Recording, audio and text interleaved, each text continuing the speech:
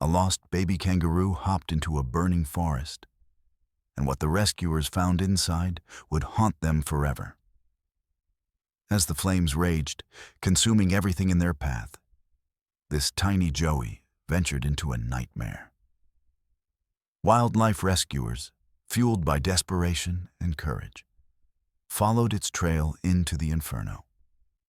What they discovered in that hellish landscape was beyond anything they could have imagined. The horrors that awaited them would change their lives forever, leaving scars that would never heal. Before the apocalypse arrived, the Australian bushland was a sanctuary of life and untouched beauty. Golden sunlight filtered through the dense eucalyptus canopy, casting dancing shadows on the rich red earth below. A mother kangaroo grazed peacefully with her Joey at her side, completely unaware that their world was about to transform into an unimaginable inferno. The air was crisp and clean, carrying the sweet scent of native wildflowers. The sounds of native birds echoed melodiously through the trees, their calls intertwining in a symphony of nature. The forest thrummed with the quiet, steady rhythm of life, undisturbed by human hands. For countless generations, this land had survived droughts, storms, and countless challenges. But nothing could prepare it for the catastrophic force that was coming. The mother and her Joey moved through their territory with the ease of creatures who had known nothing but safety. The Joey, still young and dependent, learned the ways of the land from its mother's guidance. They knew the best watering holes, the sweetest grasses, and the safest shelters. This was their home, their paradise, their entire world. Little did they know that paradise was about to be consumed by darkness and flame. Then came the smell. Acrid smoke began creeping through the trees like an invisible predator, silent and relentless. The birds fell silent, their cheerful calls abruptly ceasing. Animals that had roamed these lands for thousands of years suddenly froze, their ancient instincts screaming a primal warning of danger. The temperature climbed steadily, degree by degree, until the air itself felt suffocating. What started as a distant orange glow on the horizon gradually became a towering, monstrous wall of flame, advancing with terrifying speed and unstoppable force. The fire seemed almost alive, hungry and vengeful. The mother kangaroo's ears perked up sharply. Every fiber of her being knew that something was catastrophically, irreversibly wrong. She bounded away with desperate urgency, her Joey struggling to keep pace, their powerful hind legs propelling them frantically through the undergrowth and around obstacles. But in the chaos, confusion, and blinding smoke, the unthinkable happened. The Joey stumbled. Just for a single critical second, it lost its footing on the uneven, rocky terrain. Its small body tumbled forward, and when it looked up with wide, frightened eyes, its mother was gone, swallowed completely by the thick smoke and the encroaching darkness. Panic seized the small animal's heart with an iron grip. The flames were closing in from all sides now, a living, breathing monster with an insatiable, consuming hunger for everything in its path. The Joey's survival instinct was to run, to escape, to find safety and shelter. But in its terror and complete disorientation, it made a fateful choice that would change everything. Instead of running away from the fire, away from the danger, and towards safety, it ran deeper into the burning forest, following the only path that seemed open and available before it, unaware that it was heading straight into the heart of the inferno. But as the flames closed in around the frightened Joey, trapping it in an ever-tightening circle of fire and smoke, no one could have predicted the horrifying journey it was about to undertake. No one could have foreseen the nightmare that awaited the brave rescuers who would dare to follow its trail into the heart of hell itself, into a landscape transformed into something unrecognizable and terrifying. The first sign of the Joey's distress came not from the forest itself, but from a ranger station 20 kilometers away. Sarah Chen, a wildlife ranger with 15 years of experience in animal rescue and conservation, was monitoring the fire's progression on her computer when she noticed something unusual on the thermal imaging footage. Among the numerous heat signatures of fleeing animals, deer, wombats, various birds, and countless other creatures, there was one small, isolated signature moving erratically and unpredictably deeper into the flames. Her heart sank immediately, dropping like a stone into an abyss. She knew precisely what that meant. A young animal, separated from its mother and family, was running directly into the inferno, moving away from safety and towards certain death. Sarah's hands trembled visibly as she pulled up the coordinates on her screen, zooming in on the thermal data. The Joey was moving in a pattern that suggested pure panic and confusion rather than purposeful, intelligent escape. Every instinct told her that this small, innocent creature was doomed, that the flames would consume it within minutes, maybe even seconds. But Sarah had dedicated her entire life to saving animals, to protecting the vulnerable and defenseless, and she wasn't about to give up without trying everything in her power. She immediately picked up the radio handset and called for assistance, her voice steady and professional, despite the dread and anguish churning violently in her stomach. "We have a Joey on thermal imaging, moving into Sector 7, she reported, her professional tone carefully masking her deep emotional turmoil and desperation. It separated from the mother and heading deeper into the active fire zone. "I'm requesting immediate rescue clearance and authorization to proceed with extraction." The response came after a tense, agonizing pause that felt like an eternity. The fire chief, Marcus Webb, a veteran of countless fire emergencies, was hesitant and conflicted. The flames in Sector 7 were advancing with terrifying speed and intensity, and sending rescue personnel into that area was extremely dangerous and potentially suicidal. Lives were at stake. Not just the Joey's innocent life, but the lives of any humans who attempted the rescue. Protocol dictated that in such critical situations, difficult and heartbreaking choices had to be made. Animals were important, undeniably so, but human safety came first. That was the rule, the law, the unbreakable code. "Sarah, I understand your concern completely, and I respect your dedication. But Sector 7 is too dangerous right now," Marcus said, his voice heavy with the weight of command and the burden of responsibility. "The fire is moving faster than our models predicted. We can't risk personnel in that inferno. I'm sorry, but I can't authorize it." But Sarah couldn't accept that answer. She had seen too much suffering over her career, too much loss and unnecessary death. She thought of the mother Kangaroo, somewhere out there in the smoke and chaos, searching desperately for her baby, grieving the loss of her Joey. She thought of the Joey itself, alone and terrified in the darkness and flames, with no one coming to help, no one fighting for its survival. Something inside her broke, shattered like glass. She made a decision in that moment that would change everything, for her, for the Joey, and for everyone involved. "I'm going in," Sarah said quietly, her voice barely above a whisper, already moving toward the equipment room before Marcus could protest further. "Sarah, no, absolutely not. That's an order," Marcus began, his voice rising in alarm. But she had already disconnected the radio, cutting off the connection before he could say more. Within minutes, Sarah had suited up in her protective gear. Heavy, fireproof clothing, heat-resistant gloves, a respirator mask, and protective goggles.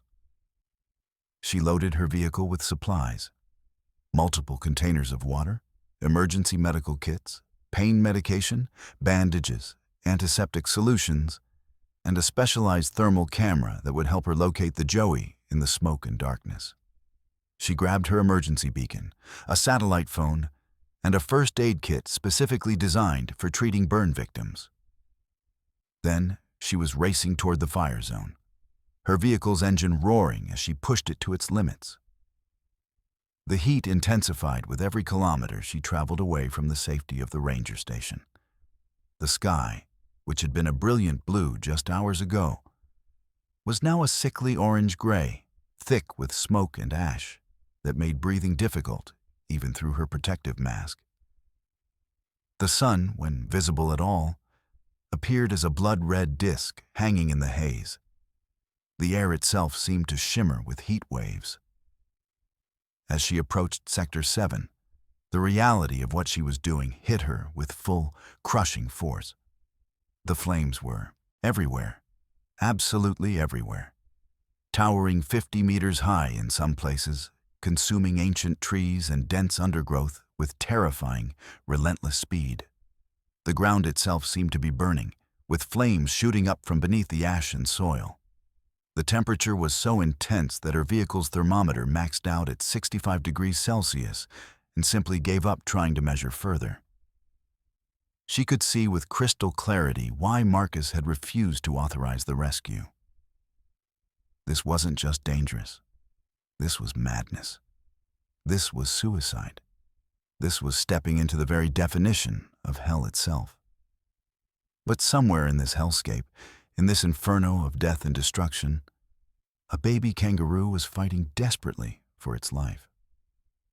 Sarah pressed forward, following the GPS coordinates that marked the Joey's last known position. The smoke grew thicker and denser with each passing moment, reducing visibility to just a few meters ahead of her vehicle. Embers fell like deadly snow, peppering her windshield and vehicle with constant impacts. Some were still burning when they hit, leaving small scorch marks.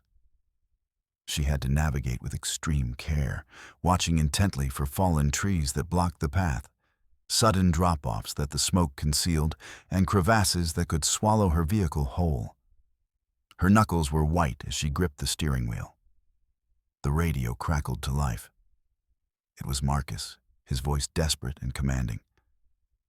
"Sarah, turn back immediately. The fire is accelerating beyond all projections. You're driving into a death trap. I'm ordering you to turn back now." Sarah didn't respond. She couldn't. She had made her choice, and there was no turning back now. She pressed her foot harder on the accelerator. Then she saw it.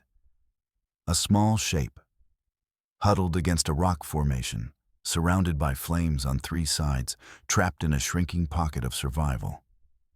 The Joey was still alive, but barely, clinging to existence by the thinnest of margins. Its fur was singed and blackened, smoking slightly in places. Its small body was trembling violently with terror and heat exhaustion. It had found a small pocket of relative safety, a temporary refuge created by the rock formation that blocked some of the flames. But the fire was closing in from all directions. Within minutes, maybe less, perhaps only seconds, that refuge would be consumed entirely by the advancing inferno. Sarah knew she had only seconds to act, maybe less. She grabbed her equipment and ran toward the Joey. The heat so intense it felt like her skin was melting, like every cell in her body was being boiled alive. The smoke choked her lungs despite her mask, despite its protective filters. Her eyes watered profusely from the toxic fumes and the intense heat. Her protective gear, designed to withstand extreme temperatures, was becoming almost unbearably hot against her skin. But she pushed forward, driven by something deeper than fear, something primal and unstoppable, an overwhelming need to save this innocent life, this creature that had done nothing to deserve this suffering. The Joey saw her coming and tried to hop away, a desperate attempt at escape. But it was too weak. too exhausted, too traumatized. Its legs could barely support its own weight. Sarah scooped up the small animal carefully, cradling it gently against her chest, trying to minimize its pain and fear. The joey's heart was racing at an alarming rate, its breathing shallow and rapid, barely adequate to sustain life. It was in severe shock, suffering acutely from heat exhaustion and smoke inhalation. Its small body was burning hot to the touch. But it was alive. Against all odds, it was still alive. Sarah turned and ran back toward her vehicle, the flames licking at her heels, the heat so intense she could barely see through the shimmering air. A burning branch fell just meters in front of her, forcing her to change direction abruptly and leap over the obstacle. Another massive explosion of flame erupted to her left, sending a wave of superheated air that knocked her sideways, nearly throwing her to the ground. She stumbled, recovered, and kept running, protecting the joey with her body as best she could, shielding it from the worst of the heat and flames. She reached her vehicle and threw herself inside, gasping for breath, her lungs burning with the effort. Her hands shook violently as she started the engine and hit the accelerator hard. The vehicle lurched forward, tires spinning uselessly on the ash-covered ground before finally gaining purchase and traction. The engine roared in protest as she pushed it beyond its normal limits. Behind her, the rock formation where the joey had been sheltering collapsed in a spectacular shower of sparks and flame, the stone itself cracking from the extreme heat. They had escaped, but barely. It had been close enough that Sarah could feel the difference in the temperature as she left the immediate vicinity of that collapse. As Sarah drove away from the inferno, racing back toward safety and civilization, the joey trembling uncontrollably in her lap, she realized with growing dread that this rescue was far from over. The animal was critically injured, suffering from severe burns across much of its body, acute smoke inhalation that was causing its breathing to become more labored, and severe heat exhaustion that had pushed its small body to the brink of collapse. Without immediate, expert medical attention, the kind that required specialized equipment and trained veterinarians, it would die, there was no doubt about that. And she had no idea, absolutely no idea if she could save it, if it was even possible to save it, given the extent of its injuries. The real nightmare, she realized with a chill that ran down her spine despite the overwhelming heat, was just beginning. As Sarah navigated the treacherous terrain with expert precision, her heart raced not just from the adrenaline coursing through her veins, but from a deep-seated fear for the joey's life that gripped her with an almost suffocating intensity. With each bump and jolt of the vehicle bouncing over the uneven, ash-covered ground, she could feel the small creature's fragile body pressed against her, its rapid breaths coming in shallow, desperate gasps, a stark and heartbreaking reminder of the precarious situation they were in.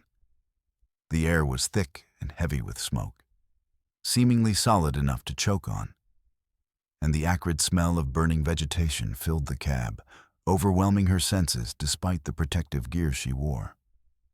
Despite the specialized equipment designed to shield her from the heat and fumes, Sarah could feel the oppressive heat clinging to her skin like an unwelcome second layer, a constant and relentless reminder of the inferno they had just barely managed to escape.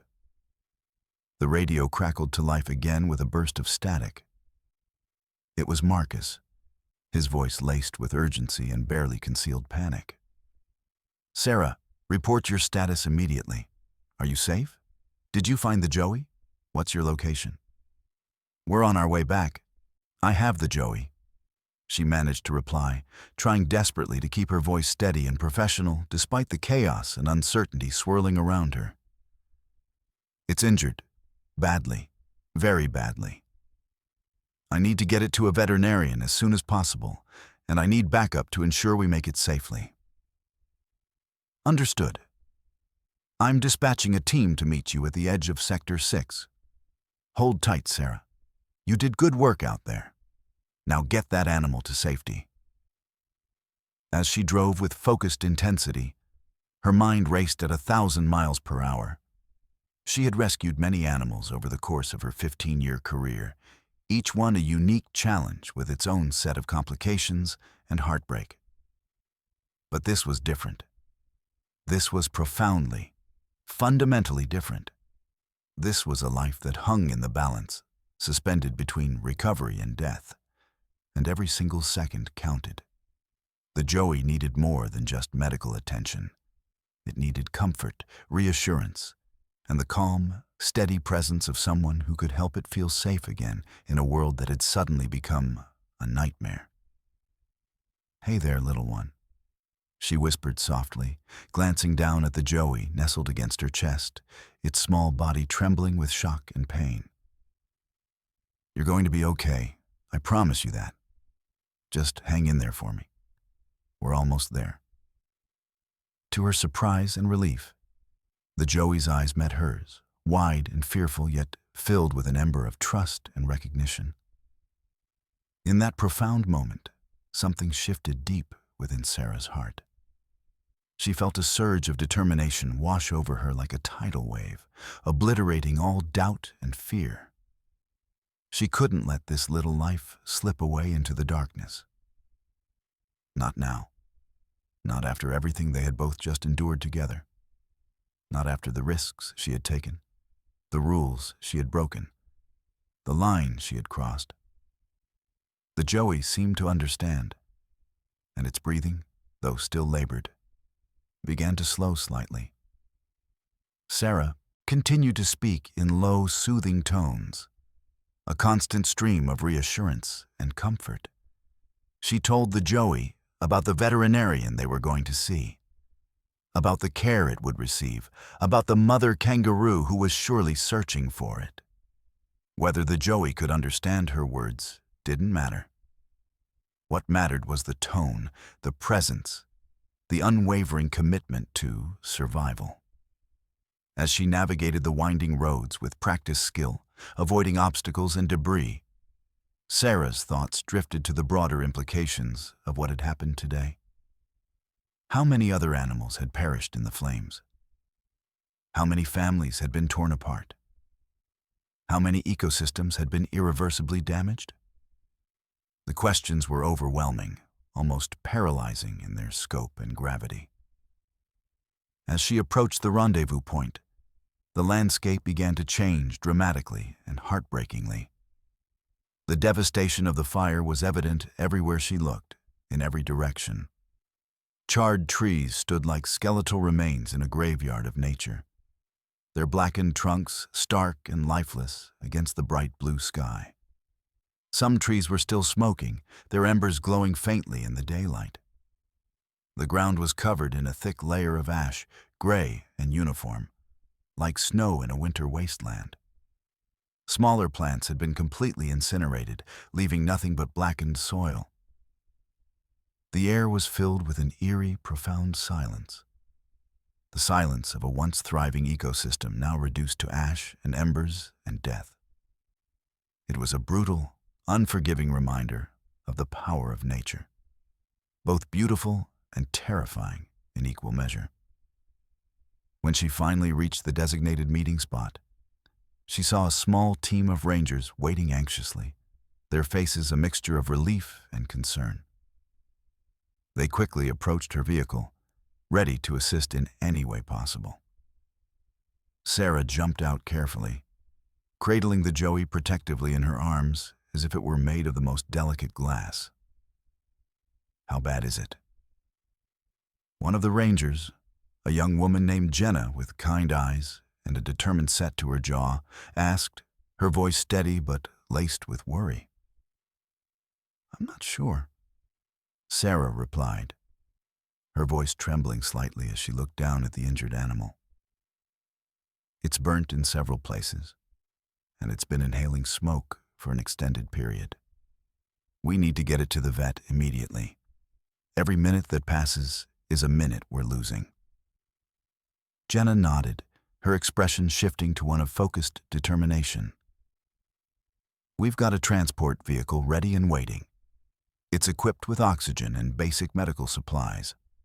Let's get it in there and move.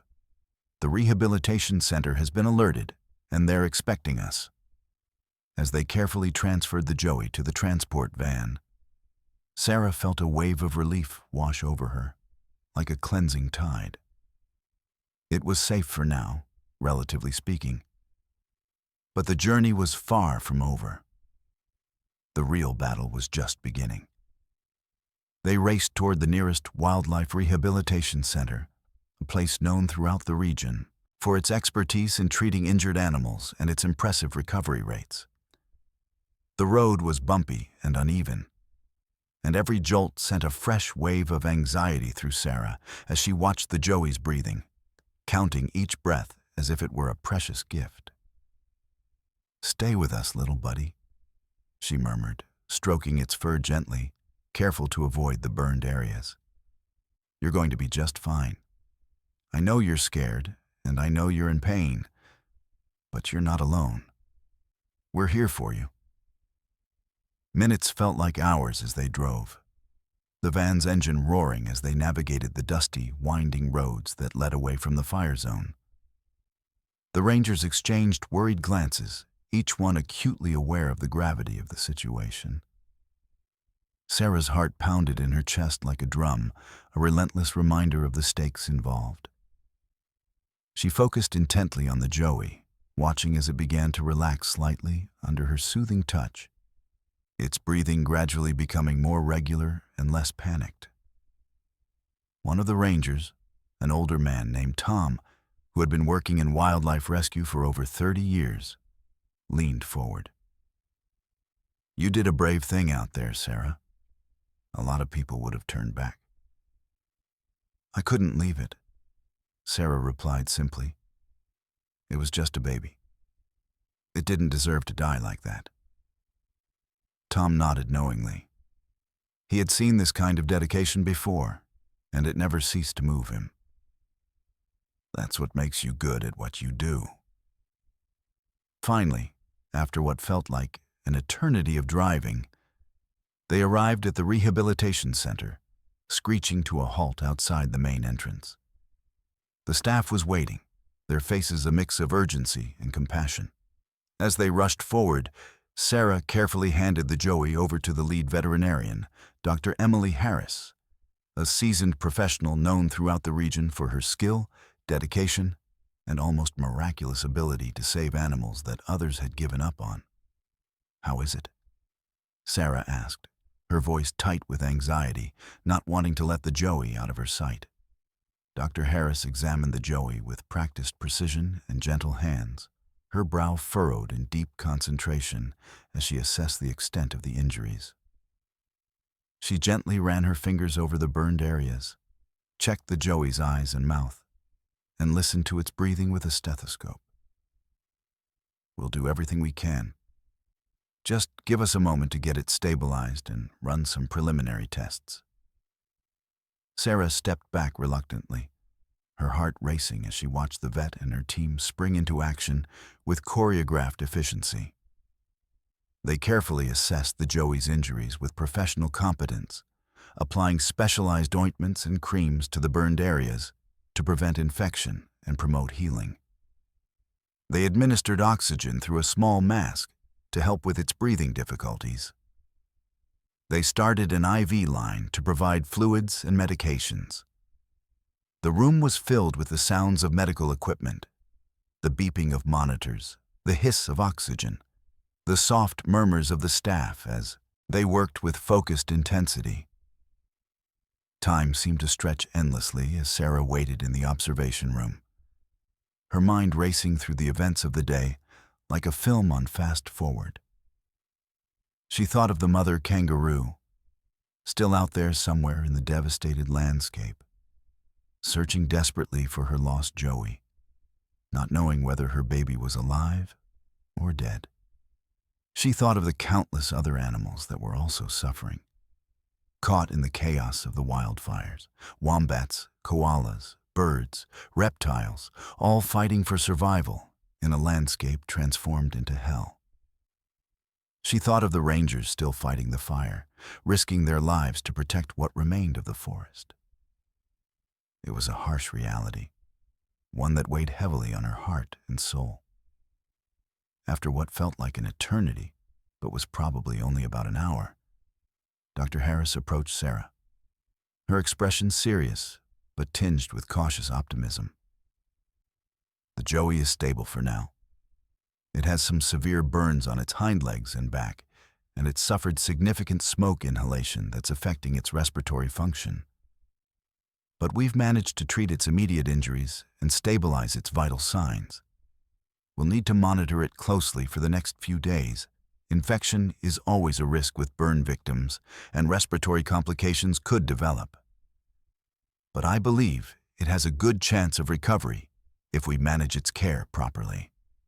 A wave of relief washed over Sarah, and she felt tears prick at her eyes, tears of gratitude and exhaustion and overwhelming emotion.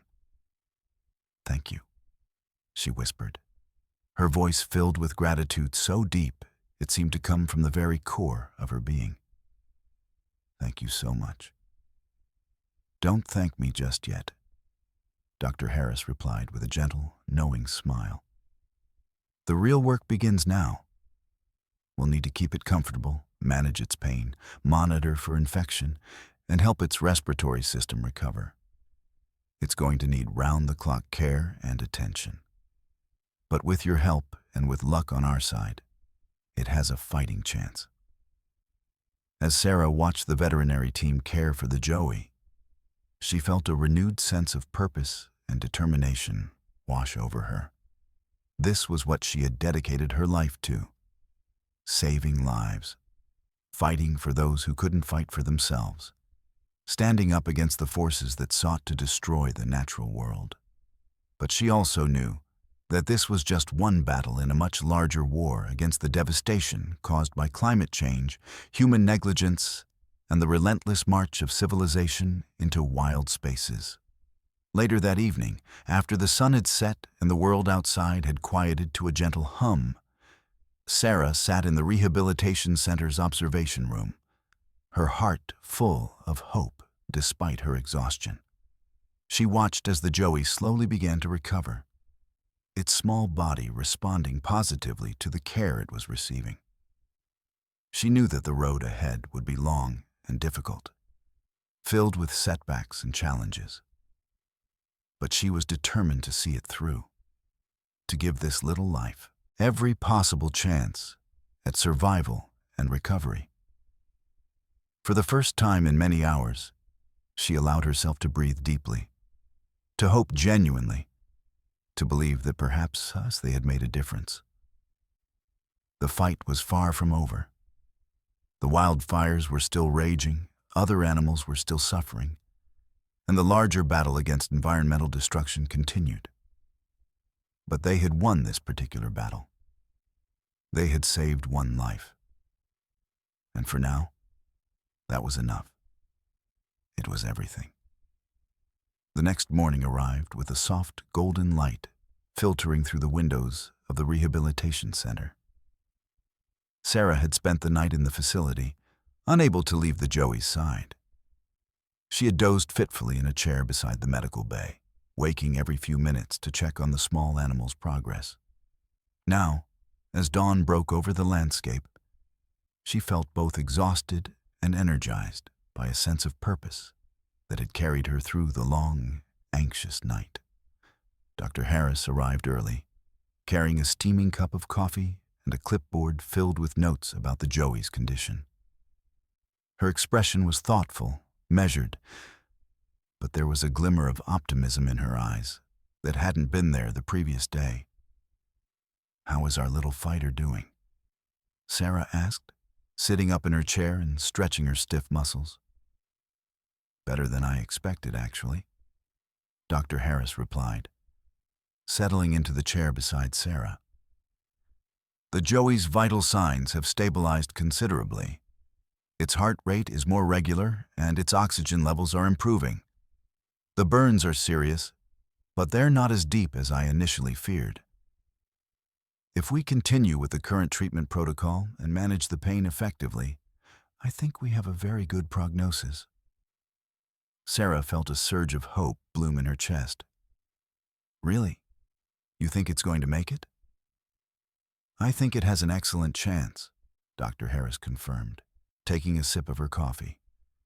"But we're not out of the woods yet. The next 72 hours are critical.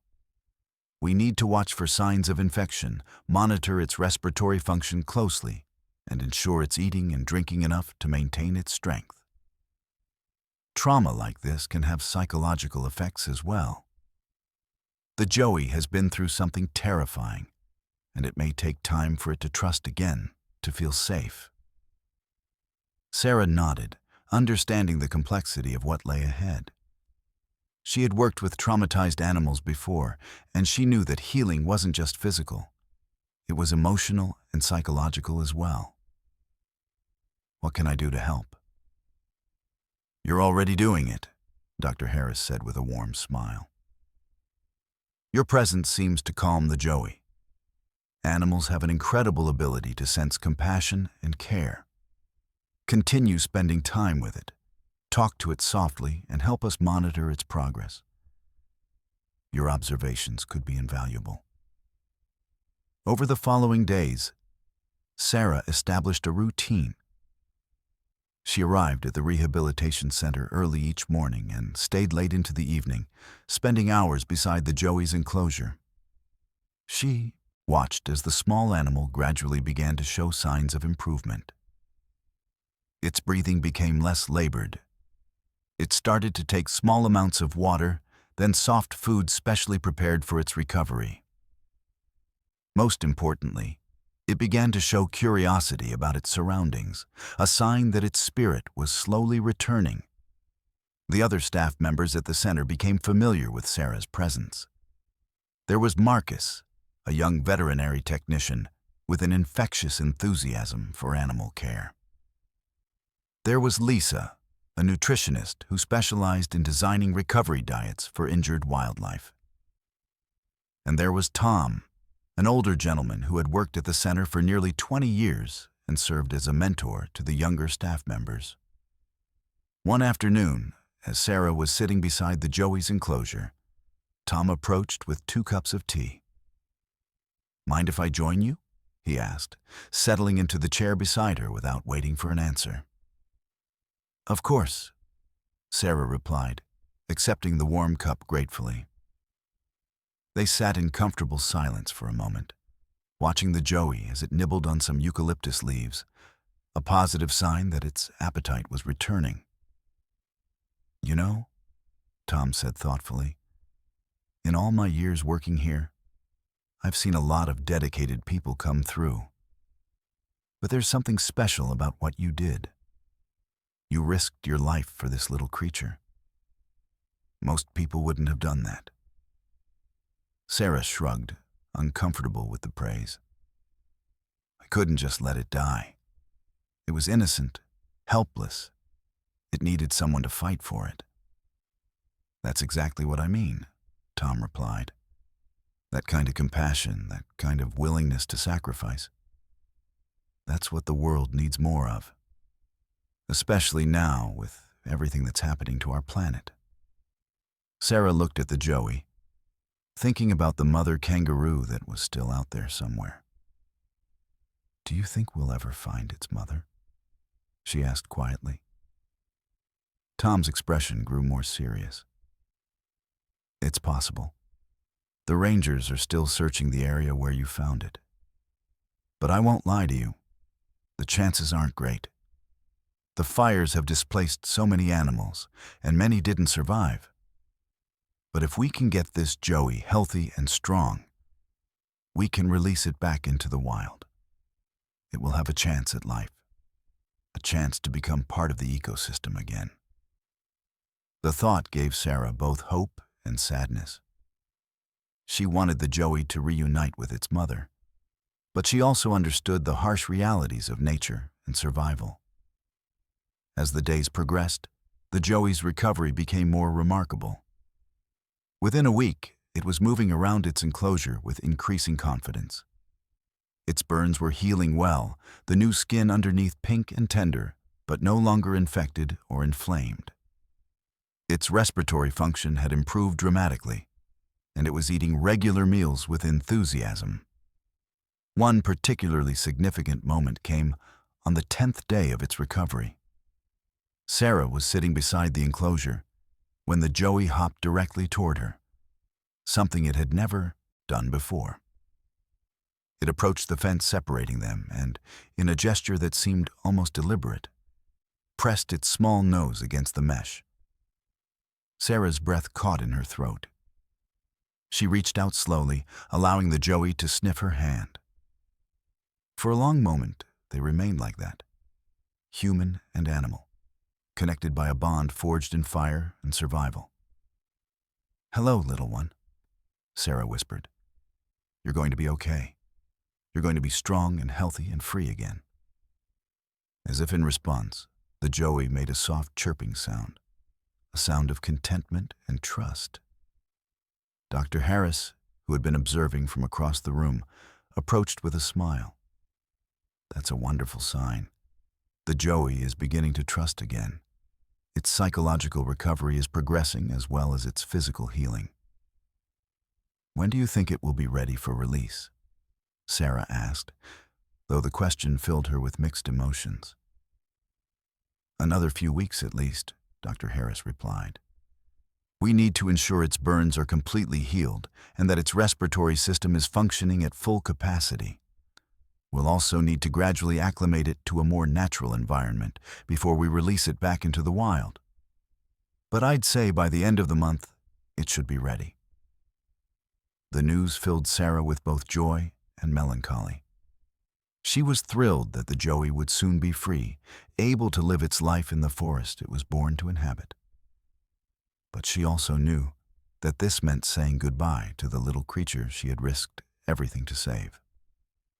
Over the next few weeks, Sarah watched as the joey grew stronger and more confident. Its burns healed into scars that would remain visible but no longer painful. Its coat began to regrow, fluffy and soft. Its eyes, once filled with fear and trauma, now sparkled with curiosity and life. The rehabilitation center began preparing the joey for its eventual release. They moved it to a larger outdoor enclosure where it could experience natural sunlight and the sounds and smells of the forest. They gradually reduced the amount of human contact, allowing the joey to rediscover its instincts and natural behaviors. They introduced it to other young kangaroos that had been rescued from other parts of the fire zone, giving it social interaction with its own species. Sarah continued to visit regularly, but she understood that her role was changing. She was no longer the joey's primary caregiver. She was becoming a memory, a connection to its traumatic past that it would eventually leave behind. One afternoon, about 4 weeks after the joey's arrival at the center, Dr. Harris called Sarah into her office. "I have news," she said, gesturing for Sarah to sit. "The joey is ready for release. Its physical recovery is complete and its psychological adjustment is excellent. We've been in contact with the rangers, and they've identified a suitable habitat area, a part of the forest that's recovering well from the fires and has a healthy population of kangaroos." Sarah nodded, feeling the weight of the moment. This was what she had worked toward, what she had risked her life for. But it didn't make the goodbye any easier. "When?" she asked quietly. 3 days, Dr. Harris replied. "We'd like you to be there for the release, if you're willing. I think it would be meaningful for you to see this through to the end." 3 days later, Sarah found herself in a vehicle heading back toward the forest, not far from where she had first found the joey. The animal was in a specially designed transport crate, calm and alert. The rangers had prepared a release site carefully, choosing a location with abundant food sources and shelter. When they arrived, they carefully opened the crate. The joey emerged slowly, blinking in the sunlight. For a moment, it seemed uncertain, as if the vast forest before it was overwhelming. Then, something shifted. Its ears perked up, its nose twitched, catching scents it recognized on a deep, instinctual level. Sarah held her breath as the joey took its first hop into the forest. Then another, and another. Within moments, it was bounding through the undergrowth with increasing confidence, its movements fluid and natural. Sarah watched until the joey disappeared into the trees, a small brown shape swallowed by the green embrace of the forest. She felt tears streaming down her face, tears of joy, sadness, and profound gratitude for having been part of this creature's journey. "You did good work," one of the rangers said, placing a hand on Sarah's shoulder. "You saved a life." Sarah nodded, unable to speak. She had saved a life, yes. But more than that, she had been changed by the experience. She had looked into the face of suffering and chosen to act. She had risked everything for a creature that couldn't thank her, couldn't repay her sacrifice. And in doing so, she had discovered something essential about herself, a wellspring of compassion and courage that she hadn't known existed. As she turned to leave, Sarah took one last look at the forest. Somewhere in those trees, a young kangaroo was beginning its new life, carrying with it the scars of its ordeal, but also the strength that comes from survival. And Sarah would carry her own scars, not physical, but emotional, the marks of a life changed forever by one small act of heroism. The wildfires continued to rage in other parts of the region, and there would be other animals to rescue, other battles to fight. But for now, in this moment, Sarah allowed herself to feel the profound satisfaction of knowing that she had made a difference. One life saved, one spirit restored, one small victory against the forces that sought to destroy the natural world. And that, she realized, was everything. The weeks following the joey's release stretched before Sarah like a canvas, waiting to be painted with new purpose and meaning. She returned to her duties at the ranger station with a renewed sense of mission. But something fundamental had shifted within her. The hard experience of saving. The joey had cracked open something deep inside her consciousness, revealing layers of responsibility and interconnectedness that she had always intellectually understood, but had never truly felt with such visceral intensity. The wildfires, though gradually being brought under control through the combined efforts of firefighters, rangers, and volunteers, had left their mark on the landscape in ways that would take years, perhaps decades, to fully heal. As Sarah drove through the affected areas in the weeks following the joey's release, she was confronted with the sobering reality of environmental destruction on a scale that was difficult to comprehend. Entire hillsides had been reduced to blackened wastelands. Streams that had once flowed clear and cold now ran murky with ash and sediment. The silence in these areas was almost unbearable, a silence that spoke of absence, of loss, of lives that would never return. One particular morning, about 3 weeks after the joey's release, Sarah received an unexpected visitor at the ranger station. A woman in her 60s, with weathered skin and kind eyes, approached her desk with a mixture of hesitation and determination. "Are you Sarah Chen?" the woman asked, her voice carrying an accent Sarah couldn't quite place. "Yes, I am," Sarah replied, standing to greet the visitor. "Can I help you with something?" "My name is Margaret," the woman said, extending her hand. "I'm a journalist with the Environmental Times. I heard about what you did during the wildfires, how you risked your life to save a young kangaroo. I was wondering if you'd be willing to share your story with me." Sarah felt uncomfortable with the attention. She had never sought recognition for her work, and the idea of being featured in a newspaper made her anxious. But as she looked at Margaret's sincere expression, she realized that this might be an opportunity to do something important, to use her experience to raise awareness about the interconnectedness of human and animal welfare, about the urgency of addressing climate change and environmental destruction. "All right," Sarah agreed after a moment's consideration. "But I want to make it clear that I wasn't acting heroically. I was simply doing what I believed was right in that moment." Over the next several hours, Sarah told Margaret her story in meticulous detail. She described the thermal imaging that had first alerted her to the Joey's presence. She recounted the decision to disobey orders and venture into the fire zone. She explained the moment she found the Joey huddled against the rocks, surrounded by flames. She shared her fears during the rescue, her doubts about whether the animal would survive, and her profound relief when Dr. Harris had confirmed that the Joey had a fighting chance at recovery. Margaret listened intently, occasionally jotting down notes or asking clarifying questions. But more importantly, she seemed to understand the deeper significance of what Sarah was describing.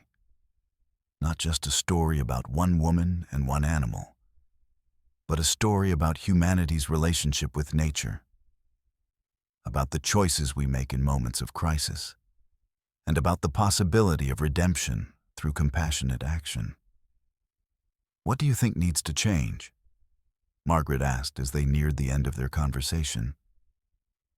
"Not just in terms of firefighting or wildlife rescue, but in terms of how we as a society relate to the natural world."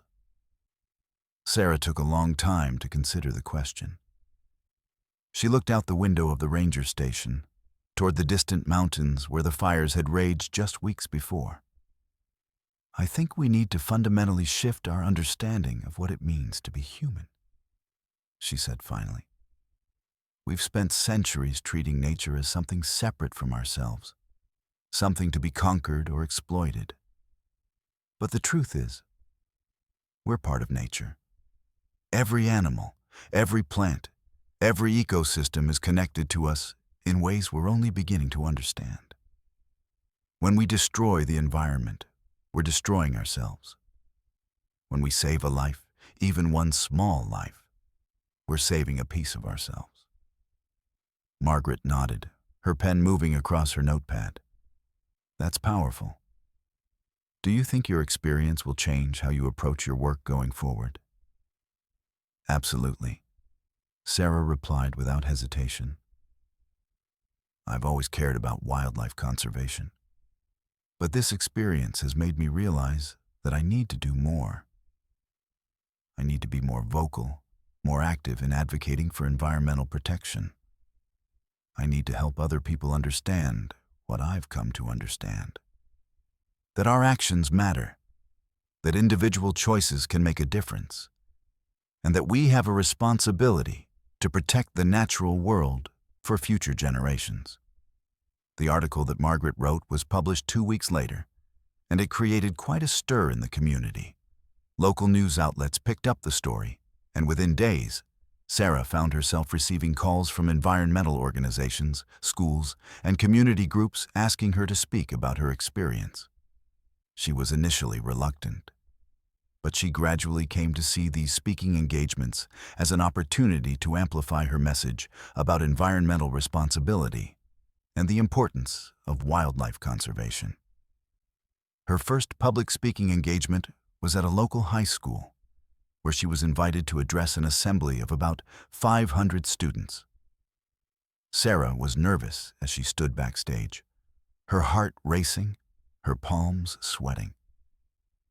But as she walked onto the stage and looked out at the sea of young faces, she felt a sense of calm settle over her. These were the people who would inherit the world that her generation had shaped. They deserved to know the truth about what was happening to their planet. and they deserved to understand that they had the power to create change. "I want to tell you about a day that changed my life," Sarah began, her voice steady and clear.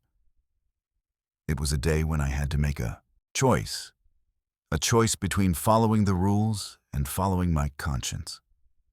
I chose my conscience, and that choice led me to save the life of a young kangaroo that would otherwise have perished in the flames." She proceeded to tell the story of the Joey's rescue in vivid detail, describing not just the events themselves, but the emotions, the fears, and the profound sense of connection she had felt with the animal.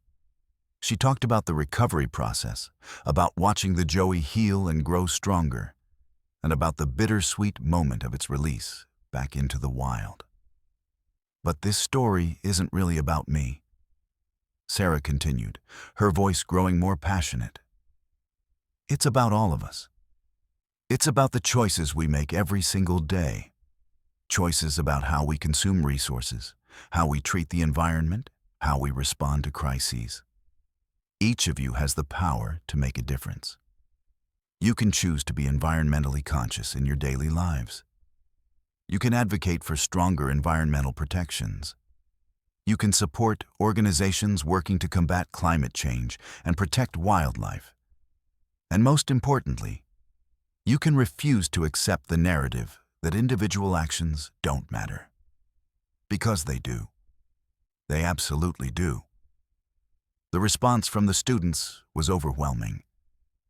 After the assembly, dozens of them approached Sarah with questions, with stories of their own environmental concerns, with expressions of commitment to making changes in their lives. One young girl, probably no more than 16, approached Sarah with tears in her eyes. "Thank you," the girl said. "I've been feeling so helpless about climate change and all the environmental destruction happening around us. But your story has shown me that I can do something, that my actions can matter." Sarah embraced the girl, feeling a deep sense of hope and purpose. This was what she had hoped to achieve through her speaking engagements. Not just to tell a story, but to inspire others to take action, to believe in their own power to create change.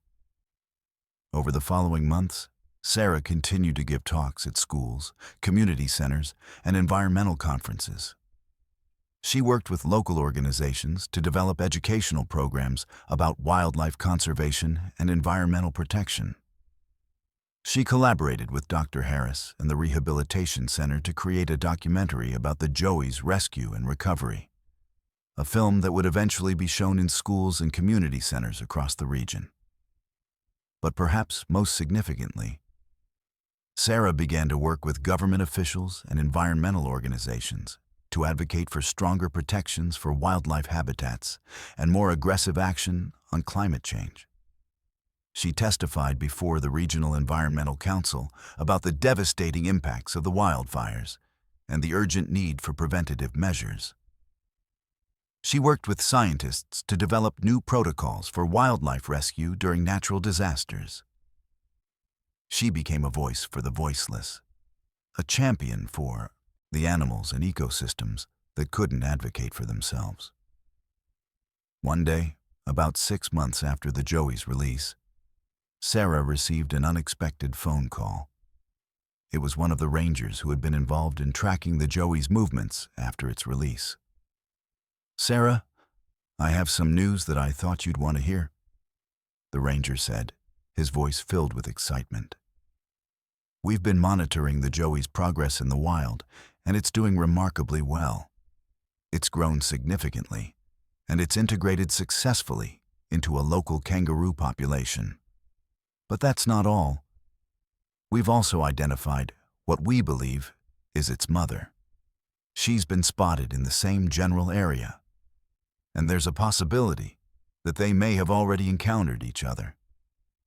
Sarah felt a surge of emotion wash over her. The thought that the Joey might have been reunited with its mother, that it might have a family again, was almost too wonderful to comprehend. "Really?" she asked, her voice trembling with emotion. Are you sure? Not completely certain, the ranger replied. But the evidence is compelling. The mother kangaroo was spotted in the exact area where we released the joey, and she's been observed with a young joey that matches the description of your joey. Of course, we can't be 100% certain without genetic testing. But I thought you'd want to know. After hanging up the phone, Sarah sat quietly in her office, allowing the news to sink in. The joey that she had risked her life to save, that she had nursed back to health, that she had watched grow stronger and more confident, that joey might now be reunited with its mother. It might have a family, a community, a place in the natural world that it was meant to inhabit. The thought filled her with a profound sense of joy and completion. This was what it was all about. Not just saving individual lives, but restoring the connections that made life meaningful. The joey wasn't just surviving, it was thriving. And it was part of a larger ecosystem that was slowly but surely beginning to heal from the devastation of the fires. That evening, Sarah drove out to the forest where the joey had been released. She didn't expect to see it. The joey would have no reason to recognize or approach her. But she wanted to be in the place where it now lived, to feel connected to the life she had saved, to witness the recovery of the ecosystem that had been so brutally damaged. As she walked through the forest, she noticed signs of renewal everywhere. New growth was emerging from the blackened soil. Trees that had been scorched were beginning to sprout new leaves. The sounds of birds and insects were gradually returning to the landscape. It was slow, gradual progress, but it was progress nonetheless. In a clearing, Sarah stopped and closed her eyes, listening to the sounds of the forest around her. She thought about the joey, about its mother, about all the animals that had survived the fires and were now rebuilding their lives. She thought about the humans who had worked tirelessly to fight the fires and rescue the animals. She thought about the long road ahead, the work that still needed to be done to address climate change, to protect habitats, to ensure that future generations would inherit a world that was still wild and vibrant and full of life. Thank you, she whispered to the forest, to the animals, to the universe itself. Thank you for giving me the opportunity to make a difference. Thank you for showing me that one person's actions can matter, that compassion and courage can create change, that even in the face of devastation, there is hope for renewal and recovery. As Sarah opened her eyes and began her walk back to her vehicle, she felt a profound sense of peace settle over her. She didn't know what the future would hold, didn't know what challenges lay ahead. But she knew that she had found her purpose, her calling, her reason for being. She was a voice for the voiceless, a protector of the vulnerable, a guardian of the natural world. And that was enough. More than enough. It was everything. 6 months had passed since Sarah's first public speaking engagement at the high school, and her life had transformed in ways she could never have anticipated. What had begun as a simple act of compassion during a wildfire had blossomed into a full-fledged environmental advocacy career. Sarah found herself balancing her duties as a ranger with an increasingly demanding schedule of speaking engagements, media appearances, and collaborative projects with environmental organizations. It was on a crisp autumn morning, as golden leaves drifted lazily through the air, that Sarah received an invitation that would prove to be a turning point in her journey. The invitation came from the International Environmental Conservation Conference, one of the most prestigious gatherings of environmental scientists, policymakers, and activists in the world. They were asking her to be a keynote speaker at their annual conference, which would be held in the capital city in 3 months' time. Sarah stared at the formal invitation for a long time, Her initial reaction, a mixture of excitement and overwhelming anxiety. Speaking to high school students and local community groups was one thing. Addressing an international audience of experts and influential decision-makers was something entirely different. She felt inadequate, unprepared, terrified that she would say something foolish or fail to do justice to the importance of the message she was trying to convey. She decided to seek advice from Dr. Harris, who had become not just a colleague, but a trusted mentor and friend. They met for coffee at a small cafe near the rehabilitation center, a place that had become their regular meeting spot over the past months. "You have to do this," Dr. Harris said firmly, after Sarah had shared her doubts and anxieties. "Sarah, you have something that most scientists and policymakers don't have. You have a story. You have lived experience. You've looked into the eyes of suffering and chosen to act. That's powerful. That's the kind of thing that moves people, that inspires them to change." "But what if I'm not eloquent enough?" Sarah asked, voicing one of her many fears. "What if I freeze up in front of all those important people?" "Then you'll be authentic," Dr. Harris replied with a knowing smile. "You'll be real. And that's worth more than perfect eloquence. Besides, I've heard you speak. You're better than you think you are." With Dr. Harris's encouragement, Sarah accepted the invitation. The next 3 months became a whirlwind of preparation. She worked with a speech coach to refine her presentation, ensuring that her message was clear, compelling, and impactful. She collaborated with environmental scientists to gather the latest data on climate change, habitat loss, and species extinction. She reviewed case studies of successful conservation efforts and innovative environmental solutions. She read extensively about the history of environmental movements and the key figures who had shaped them. But perhaps most importantly, she spent time reflecting on her own journey. On the moment she decided to disobey orders and venture into the fire zone, on the fear and determination she had felt as she searched for the Joey, on the profound sense of connection she had experienced with the animal. She wanted to understand not just what had happened, but why it had mattered so deeply, and how that understanding could be translated into a message that would resonate with her audience. The day of the conference arrived with a sense of momentous significance. Sarah found herself in a gleaming hotel in the capital city, surrounded by hundreds of environmental professionals from around the world. The conference hall was a marvel of modern architecture. Soaring ceilings, state-of-the-art audiovisual equipment, and seating for over 2,000 people. As Sarah waited backstage to deliver her keynote address, she felt her heart racing in her chest. She could hear the murmur of the crowd beyond the curtain, could sense the anticipation building. She took several deep breaths, centering herself, reminding herself of why she was here and what she wanted to communicate. Then, the introduction began. The conference director took the stage and spoke about Sarah's heroic rescue of the Joey during the wildfires, about her subsequent advocacy work, about her emergence as a powerful voice for environmental protection. The audience applauded as Sarah walked onto the stage, and she felt a moment of vertigo as she looked out at the sea of faces before her. She approached the podium, arranged her notes, and took another deep breath. Then she began to speak. "Good morning," she said, her voice clear and steady.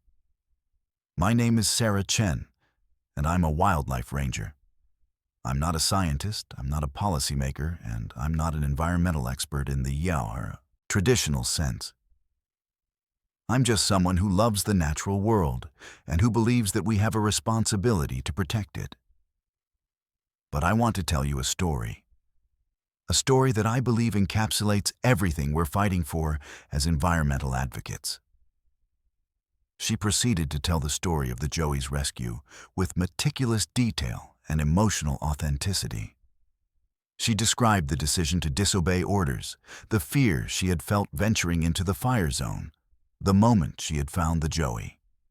But more than that, she described the profound sense of connection she had felt with the animal. The realization that saving one life was about more than just that individual creature. It was about affirming the value of all life, about declaring that the natural world mattered, that it was worth fighting for. When I made the decision to venture into that fire zone, Sarah continued, her voice growing more passionate, I wasn't thinking about the broader implications of climate change or habitat loss or species extinction. I was thinking about one small, frightened animal that needed help. But in saving that one life, I came to understand something profound about our relationship with nature and our responsibility to protect it. She paused, allowing her words to settle into the minds of her audience. We often talk about environmental protection in abstract terms: carbon emissions, biodiversity indices, ecosystem services. These are important metrics, and we need to understand them. But we also need to remember that behind every statistic is a living, breathing creature with intrinsic value. There are kangaroos like the one I saved, koalas clinging to burning trees, birds searching frantically for their nests. There are ecosystems that have taken millions of years to develop being destroyed in a matter of weeks. There are indigenous communities whose ancestral lands are being devastated by fires and climate change. Sarah's voice grew stronger, more urgent. And we have the power to change this, not just as policymakers or scientists or environmental organizations, but as individuals. Every choice we make about how we consume resources, about how we treat the environment, about how we respond to crises, matters. Every voice raised in advocacy for environmental protection matters. Every person who chooses compassion over indifference, action over apathy, matters. She concluded her address with a call to action, urging the audience to use their expertise, their influence, and their resources to drive meaningful change in environmental policy and practice. She spoke about the urgency of addressing climate change, the importance of protecting habitats and biodiversity, and the necessity of supporting indigenous communities in their fight to protect their ancestral lands. When she finished, the applause was immediate and thunderous. People stood to their feet, and Sarah felt tears streaming down her face as she looked out at the sea of standing figures. She had done it. She had delivered her message to one of the most important audiences she could have hoped to reach. After the keynote address, Sarah was surrounded by people wanting to speak with her. Environmental scientists thanked her for her passionate advocacy. Policymakers asked her to consult on new environmental legislation. Journalists requested interviews. Representatives from international conservation organizations invited her to collaborate on global initiatives. One conversation in particular stood out. A woman named Dr. Amara Okonkwo, a renowned environmental scientist from Nigeria who had spent decades working on conservation issues across Africa, approached Sarah with genuine warmth and respect. "Your speech was extraordinary," Dr. Okonkwo said, grasping Sarah's hand. "You have a gift for connecting the personal to the universal, for making people understand that environmental protection is not an abstract concept, but a deeply human endeavor. I'm working on a project that I think you would be perfect for. It involves coordinating wildlife rescue and rehabilitation efforts across multiple African countries. Would you be interested in learning more?" Sarah's eyes widened with interest. This was an opportunity far beyond anything she had imagined. A chance to extend her work on a continental scale, to help animals and ecosystems across an entire continent. "I would be very interested," Sarah replied, her mind already racing with possibilities. Over the following weeks, Sarah learned more about Dr. Okonkwo's initiative. It was called the Pan-African Wildlife Resilience Project, and its goal was to coordinate wildlife rescue and rehabilitation efforts across 12 African countries, with a particular focus on animals affected by habitat loss, climate change, and human-wildlife conflict.